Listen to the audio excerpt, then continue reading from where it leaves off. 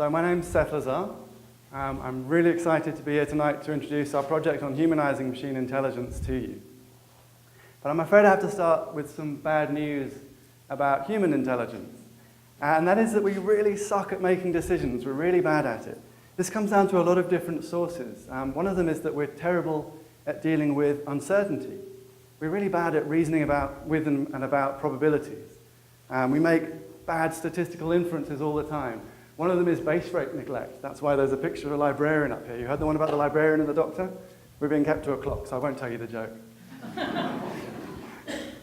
But it's not all about cognitive defects. It's also moral defects. We're biased in various ways. And often, there's a lot of talk about implicit bias. Often we are consciously biased. We don't necessarily think it's wrong, but we are in fact acting out of bias. But often there is also unconscious bias. Someone just seems like a good bloke, someone you could get along with. So you think, well, I'll hire that person. Usually that's going to be out of some reason that's similar to you in some respect. And we systematically overestimate our abilities. This is something that I've been guilty of a few times. You are coming home after a long flight. You reckon you can do the drive, and you start out like this, and you're lucky if you don't end up like this. So this is where machine intelligence comes in, right? And so when we say machine intelligence, we're referring to machine learning-driven data analytics on the one hand, and autonomous systems on the other, the kind of things you find in self-driving vehicles, companion robots. And this holds out this wonderful promise of being able to improve on human decision-making. It could help us reason efficiently under uncertainty because, AI is basically applied probability theory. It could enable us to eliminate bias, because why should a computer care about how you look or where you come from?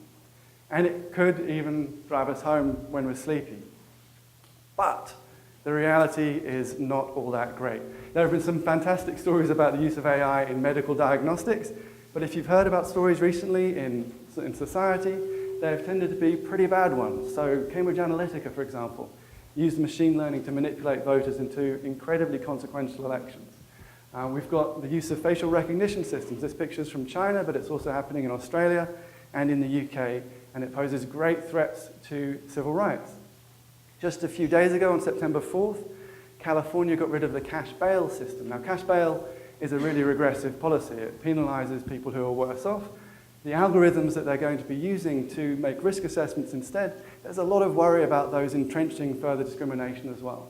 And obviously, in Australia, we've had our own robo-debt fiasco. This is fairly low-level machine learning, but it was not low-level consequences, and again, for the most vulnerable. As far as autonomous systems go, the news is also not that great. So there's lethal autonomous weapons that have caused a great deal of concern. There was a decision in the European Parliament just the other day against them. And then also, we had our first fatal crash involving a self-driving vehicle at the start of the year. So how do we solve this problem? How do we realize the promise of machine intelligence to improve on human decision-making without sort of falling into these pitfalls? Now, a big part of the story is definitely regulation and governance, and that clearly is something that needs to be looked at, and in fact, the 3A Institute at ANU is doing a great job of progressing on that. But we think it's not enough to only retrofit ethics to machine intelligence. We think it's also necessary to have machines make decisions that are morally right by design. So that's the idea behind the project, to humanize machine intelligence, to design ethical machine intelligence systems. There's our lovely logo. And it's really important to be clear about what the stakes are here, because there's no putting the genie back in the bottle. Machine intelligence systems are here, they're being used. The alternative to a world with ethical machine intelligence isn't a world without machine intelligence. It's a world with unethical machine intelligence, which could have potentially catastrophic consequences. So this is not just a grand challenge, this is a necessity. But what is the research that we need to do in order to realize this goal? Well, we sort of conceived of it, and this has been a project that's really, as the Vice-Chancellor said, it's really bubbled up from the different disciplines all working together. It's something that we've worked out in collaboration with one another. And we've got three phases: discovery, foundations, and design. The discovery phase is about identifying what the risks and opportunities are that are associated with the adoption of machine intelligence systems. This is something that you've got to have the social sciences for, so that's a big part of our project. The foundations phase is about asking whether machine morality is possible, what it would take to realize it. This is about looking at the fundamental nature of morality and rationality, and for that you've got to have philosophers. But our goal with this project is not just to understand the world. Our goal is to change it. And for that, we need to design ethical machine intelligence systems, and for that, we need computer scientists, including Bob Williamson, who'll take over now. Thank you, Seth. So we have 3 parts of our research agenda. The first is discovery. It's to work out what we should focus our foundations and our design parts of our research on. One example is, how can machine intelligence disrupt democracies? Seth's already indicated that that has happened. What is the specific question? Algorithms shape the way we see the world. They shape the way others see us. So understanding and controlling those algorithms better is central to the control of the democratic process. So the question is, how can you do that using refined machine intelligence systems? Like any new technology, machine intelligence will change social relationships. It's happened in the past, it will happen again. One example, so if you use machine intelligence to do automated decision making about who gets welfare benefits, for example, then that involves putting people into categories. Which categories? What are the consequences of such categorical choice? You can't just look at it from the perspective of the algorithm, you have to also look at it from the perspective of society, or more to the point, to the people that are being put into those boxes. We need to make such machine intelligence more sensitive to those concerns.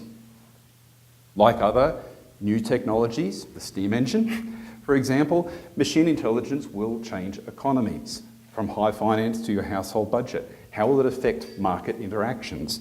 And how does machine intelligence impinge upon the nature of work? There's many ethical and fairness concerns to be dealt with there. These are all in the realm of our discovery theme. Within foundations, the problem's big and it's gnarly. It's illustrated here, right? How do we implement machine morality given the uncertainty, complexity, and disagreement that you always find in moral problems? They're a big tangled mess, and they look different depending upon where you stand. We're not pretending that's going to go away. We have to grapple with that complexity, and we have to be able to embed it into machine intelligence systems. And the way you have to do that is machine intelligence systems work on mathematics. That's the way they're built. Therefore, you need to turn this moral mess into equations. That's part of our research agenda. Specifically, we're looking at technically what it's called is a sequential moral decision theory, not just making decisions once, but making them in sequence. Existing machine intelligence systems do this already, but without ethics, without morality. That's something that we have to do. Philosophy has to catch up. And then finally, we have to think about opening the black box, right? Rather than thinking of machine intelligence as this inscrutable algorithm that somehow affects our lives, we need to understand what it's doing. In order to be able to do that, you need to be able to have the machine intelligence systems make their values explicit. How can you represent the ethical choices that a machine intelligence system is making? And finally, as Seth says, we wish to change the world. And that means going through to the design stage. And so we will do this with our partners, who you'll hear about shortly. It's a fast-moving area, and so we don't want to lock ourselves down immediately to particular case studies, but in 2 broad areas that we'll be looking at, in the area of autonomous systems, think of all of the problems arriving with self-driving vehicles, and in particular, think of the complicated interface between what the machine intelligence system does and what the human does, and then put an overlay of ethics on that. It's a complicated problem. We need research to solve it. And then in machine learning decision support, algorithms making decisions about people, we need to build algorithms for risk assessment with an explicit representation of the values and the morality. And it's not just about fairer outcomes, it's about building systems that have a process that you can trust and believe in. So to tell you who is going to do that, let me pass over to my colleague Tony. Thank you, Bob, and hello, everyone. So who are we? We're scholars from across ANU, and we've been handpicked by Seth, our project leader.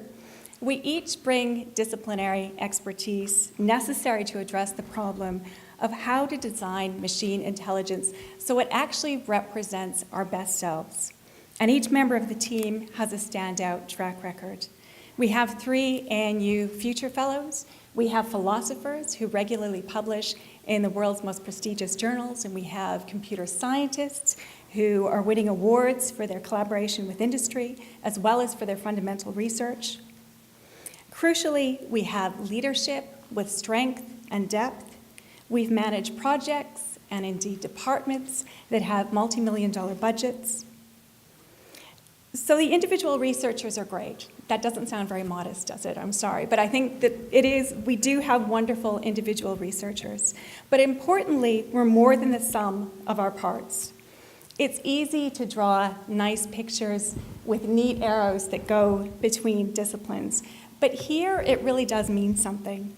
Yes, we come from very different parts of the campus, but because we share a commitment to humanizing machine intelligence, and because we share a second language, or indeed for many on the team, a third language, and that language is decision theory, we've been able to construct a project together that no one of us, and certainly no one single discipline group, could be able to carry out alone.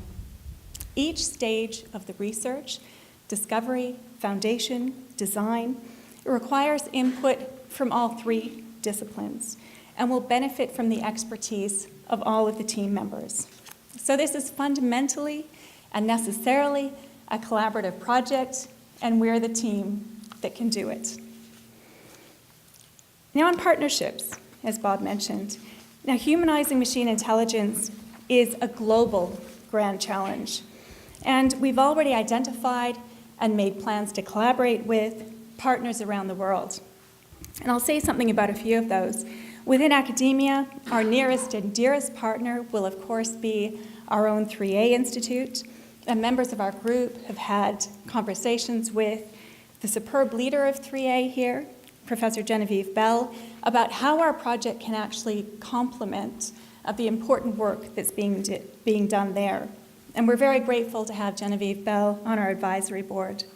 We'll also work closely with the Cambridge Centre for the Future of Intelligence. And anticipation of that collaborative work, I signed a memorandum of understanding with the Cambridge Centre for the Future of Intelligence about 2 weeks ago, almost 2 weeks ago, on behalf of the ANU.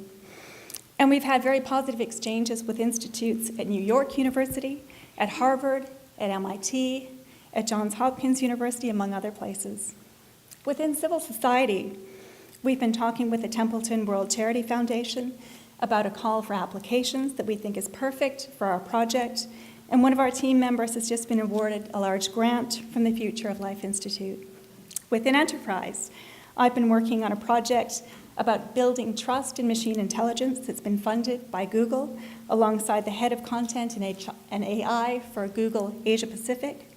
One of Google DeepMind's co-founders, now its chief scientist, was supervised for his PhD by a member of our team, and he signaled DeepMind's interest in how our project develops. And we have strong links with Element AI, which is Canada's version of DeepMind. In government, we've already had interest from DFAT, and Data 61 will, of course, also be a close partner as we move forward. But an important question remains. What do you actually get if you back us? What will our big outcomes be? At its heart, this project is about creating the basic research that will shape the next generation of machine intelligence systems. Over the 7 years of the project, we will generate exciting new knowledge in our core discipline areas, the new knowledge without which humanizing machine intelligence would simply be impossible. We'll design deployment-ready ethical machine intelligence algorithms and a methodology for developing others for new use cases. And last but not least, we'll build a self-sustaining HMI center, which will provide much-needed regional and international leadership. And now I'll pass over to Seth to wrap up. Okay, I have a last word. And now that we've seen that there's a hard time limit, I'll be quick. So while we've been designing this project, I've had this mantra in my mind: do what only you can do. I've been thinking about what it is that the ANU really is the place to go for, where government, where industry look for leadership from us. And we think that has to do with the basic research that we do, the fundamental new knowledge that we create. And so then where's the question, where's the problem, where you really need this new knowledge, where you have to have a long-term vision, right, where you have to do this kind of fundamental research? Humanizing machine intelligence is exactly that problem. So what's the team that you need? Well, you need a team with empirical expertise, theoretical expertise, applied expertise. That's what we've got. The engine is running, the wheels are spinning. Margaret, we are ready to go.